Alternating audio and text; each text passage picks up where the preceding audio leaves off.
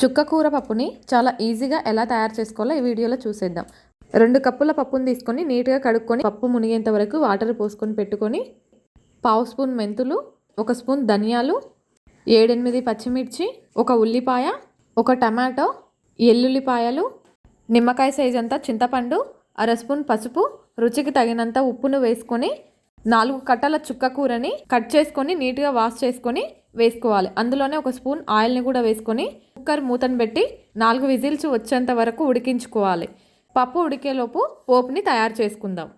Stove పై ఒక గిన్నెని పెట్టుకొని 2 స్పూన్ల ఆయిల్ని వేసుకొని పోపు దినుసులు అన్నింటిని వేసుకొని పోపుని తయారు చేసుకోవాలి. పప్పు ఉడికిన తర్వాత పప్పు గుత్తితో పప్పుని మొత్తం మెత్తగా రుబ్బుకొని ముందుగానే తయారు చేసి పెట్టుకున్న పోపుని వేసి కలుపుకుంటే సరిపోతుంది. టేస్టీగా ఈజీగా తయారు చేసుకోవచ్చు. ఇలా చేసి పెడితే పిల్లలు చాలా ఇష్టంగా తింటారు.